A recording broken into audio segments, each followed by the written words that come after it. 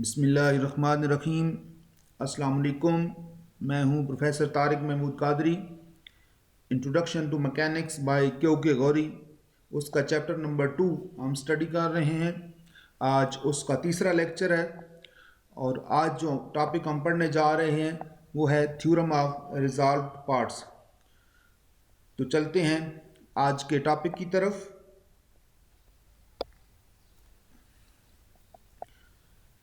Theorem of resolved parts पढ़ने से पहले हम देखते हैं कि रिजॉल्व्ड पार्ट्स क्या होते हैं, ताकि मज़ीद कंसेप्ट क्लियर हो जाए और उसकी स्टेटमेंट को समझने में आसानी हो।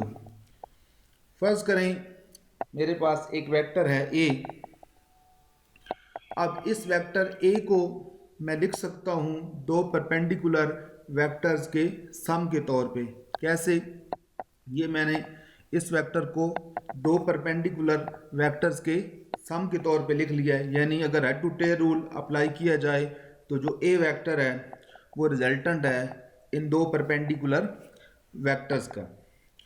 अब ये जो दो परपेंडिकुलर वेक्टर्स हैं मेरे पास, एक हॉरिजॉन्टल डायरेक्शन में है और एक वर्टिकल डायरेक्शन में है, ये कहलाते हैं perpendicular rectangular component of vector A. यानी ये इस वेक्टर के रेक्टेंगुलर कंपोनेंट्स भी कहलाते हैं और इन्हीं को हम रिजॉल्व्ड पार्ट्स भी कह सकते हैं। जो एक्स डायरेक्शन में है उसको हम आमतौर पे ए एक्स से डिनोट करते हैं और जो वाई डायरेक्शन में है उसको हम ए वाई से डिनोट करते हैं। तो ये जो दो हैं हमारे पास, इसके कंपोनेंट्स ए एक्स और ए वाई, यही रिजॉल्व्ड पार्ट्स कहलाते हैं। अगर हम इसको फिगर को ज्योमेट्रिकली देखें तो ये एक राइट एंगल ट्रायंगल है और इसकी पे अगर हम ट्रिग्नोमेट्रिक रेशोज अप्लाई करें तो cos थीटा अगर हम यहाँ से कैलकुलेट करें तो वो होता है बेस ओवर आई पार्टिन्यूज। तो बेस यहाँ पे ए एक्स है और आई पार्टिन्यूज जो है वो ए है। यानी एक ए वेक्टर है तो उसकी जो मैग्नीट्यूड होगी वो इस वेक्टर की लेंथ आ जाएगी।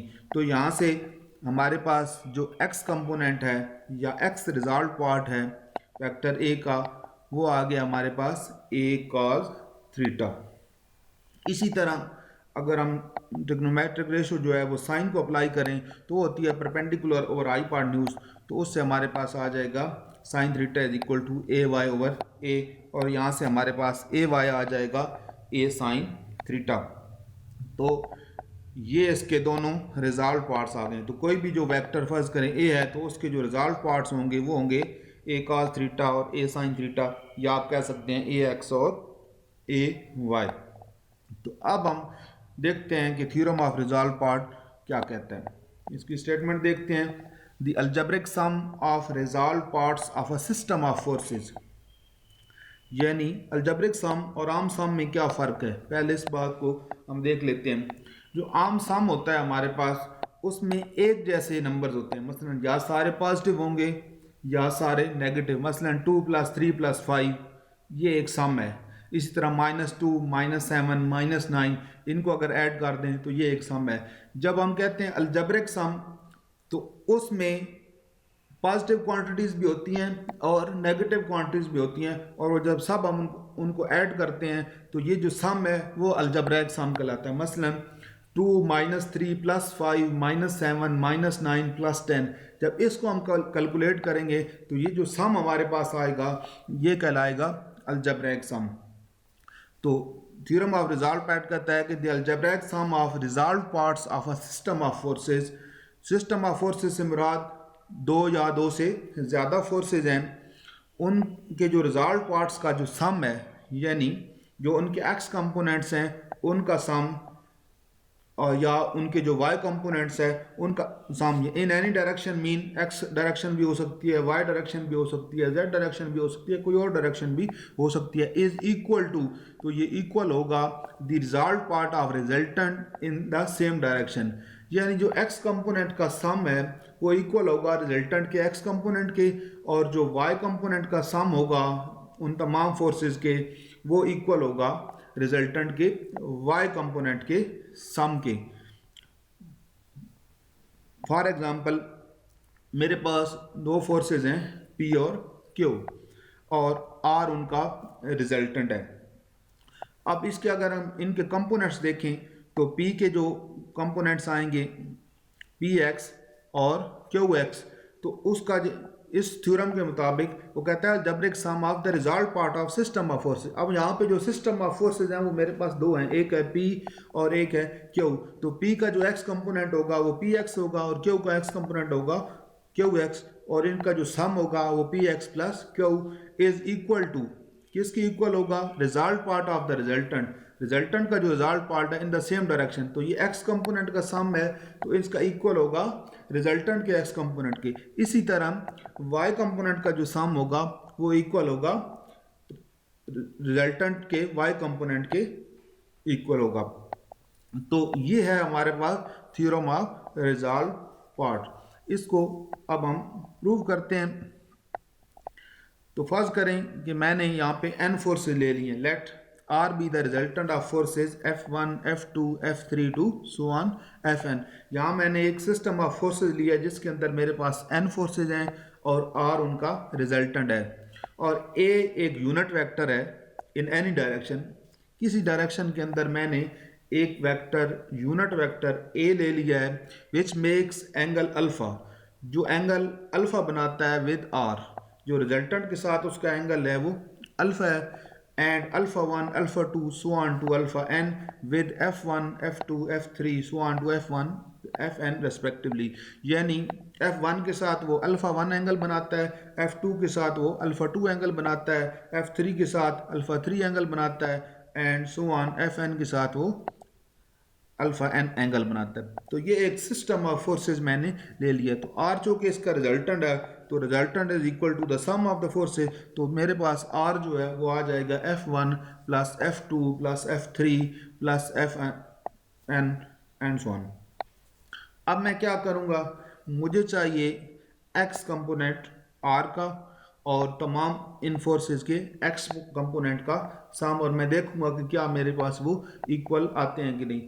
तो मैं क्या करने लगा हूँ, मैं लूँगा डॉट प्रोडक्ट इस इक्वेशन 1 का किसके साथ, वो जो यूनिट वेक्टर मैंने लिया था a उसके साथ। जब इसका डॉट प्रोडक्ट लेंगे तो हमारे पास आ जाएगा a dot r is equal to a dot f1 plus f2, brackets को ओपन करेंगे तो इंडिविजुअली सब के साथ इसका डॉट प्रोडक्ट आ जाएगा। अच्छा, अब मैंने देखना है कि a डॉट r मेरे पास क्या बनता है। अब दो वेक्टर्स का डॉट प्रोडक्ट क्या होता है, अगर a और b दो वेक्टर्स हों तो उनका डॉट प्रोडक्ट होगा a magnitude b magnitude and cause of the angle between a and b। तो a डॉट r मेरे पास आ जाएगा a मैग्नीट्यूड r मैग्नीट्यूड, और चूँकि मैं जब शुरू में हमने देखा था, जब हमने एंगल लिया था तो मैंने बताया था कि अल्फ़ा जो है वो एंगल है a का r के साथ, तो यहाँ पे आ जाएगा cos अल्फ़ा।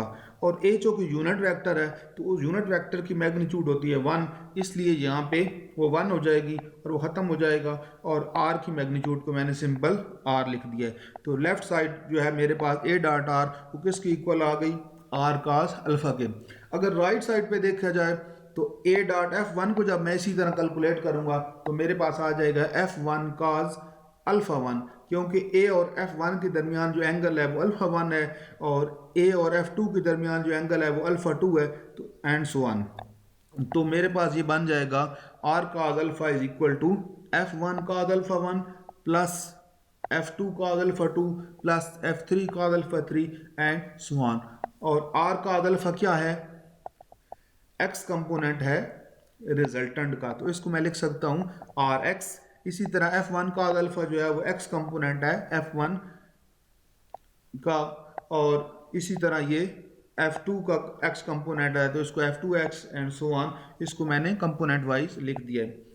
अब ये तो मैंने लिया था डॉट प्रोडक्ट। अगर इसी तरह मैं इक्वेशन 1 के साथ a का क्रॉस प्रोडक्ट लूँगा, similarly by taking cross product of 1 with a we get, तो सेम यही सारा प्रोसेस रिपीट करूँगा। तो मेरे पास जहाँ जहाँ कॉज है वहाँ सिंपली साइन आ जाएगा, बाकी सारी चीज़ें एज इट इज़ होंगी।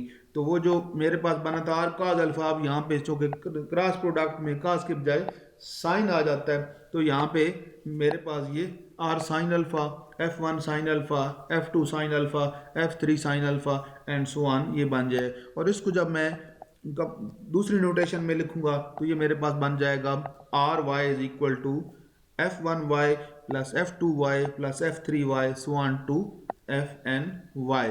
अब इन दोनों इक्वेशंस को अगर देखा जाए तो इक्वेशन 2 हमें बताती है कि sum of the result parts of the forces in x direction is equal to the x component of resultant, यानी जो राइट साइड पे हैं वो सारे x कंपोनेंट ऑफ फोर्सेस के और उनका सम है, जबकि जो लेफ्ट साइड पे है वो है रिजल्टेंट का x कंपोनेंट और राइट साइड पे तमाम फोर्सेस के x कंपोनेंट्स का सम है। इसी तरह क्वेश्चन 3 में राइट साइड पे तमाम फोर्सेस के y कंपोनेंट का सम है रिजल्ट पार्ट्स का, और लेफ्ट साइड पे उसी y डायरेक्शन में रिजल्टेंट का y कंपोनेंट है।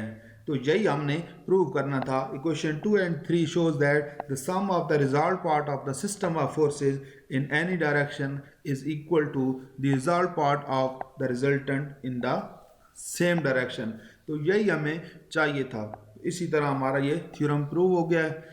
आज के लेक्चर में इतना ही, मिलते हैं इंशाल्लाह नेक्स्ट लेक्चर में एक नए टॉपिक के साथ। अल्लाह हाफिज़।